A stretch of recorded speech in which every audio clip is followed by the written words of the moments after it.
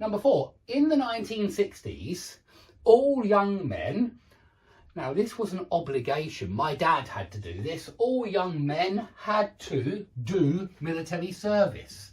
Yeah, and this just means that young men had no choice. They had to dress up in uniforms and salute, yeah, and then run out onto the battlefield when they were told to and sacrifice their lives for somebody else's gain. But yeah, in the 1960s, all young men had to do military service. This was true in the UK, and I can't use must, I can't use have got to, because neither of those have a past form. But have to has had to, so I need to use had to. In the 1960s, all young men had to do military service, sadly. Okay, number 5.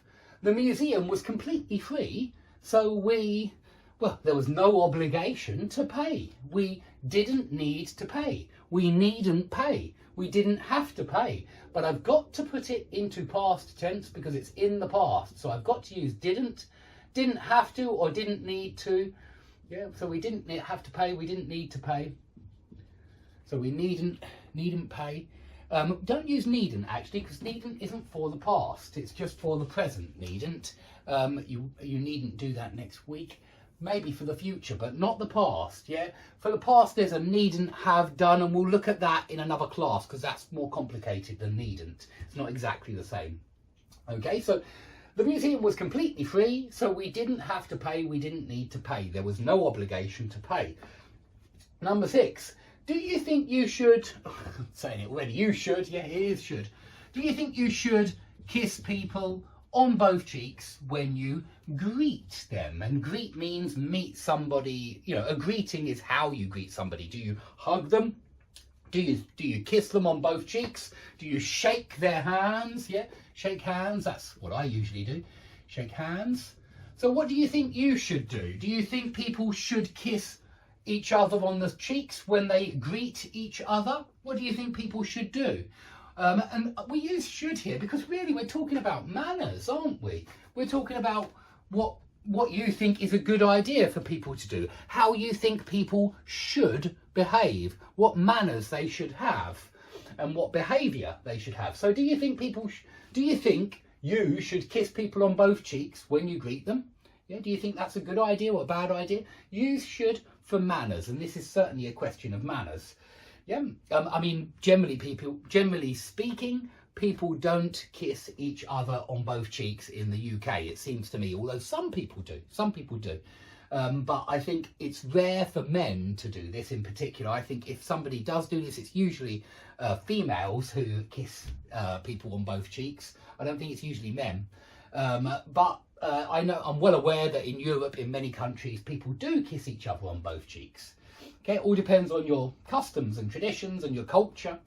Okay, number 7. When I was a pupil at school, I had to wear a uniform. Yeah, I had to.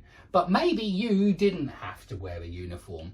I think most countries, you know, that it seems to me that most countries, the kids don't have to wear a uniform in those countries. And so perhaps it's only in the UK where we have to wear a uniform. But I had to wear a uniform. I had no choice. I don't see any use, if I'm honest, in uniforms. I think we should abolish uniforms. I don't see any academic advantage to wearing a uniform.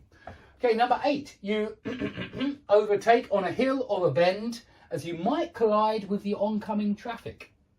So this is very much one where it depends, yeah? Is it against the law? Because sometimes on a hill or a bend, there'll be a sign saying no overtaking. You know, you mustn't overtake. And if there is a sign that means it's against the law, well, then you use mustn't. You mustn't overtake on a hill or a bend, as you might collide with the oncoming traffic.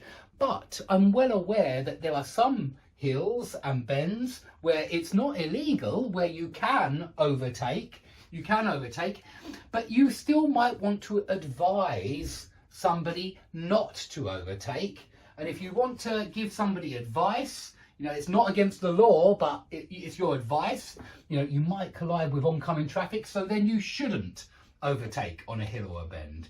So shouldn't is not as strong as mustn't because there's no punishment. That's the main thing. Mustn't, there's a punishment there. It's illegal. It's against the rules. Shouldn't, there's no punishment, but you might find yourself regretting it because you might collide with the oncoming traffic. So there are still bad consequences to bear in mind. And that's why shouldn't means it's a bad idea and should means it's a good idea.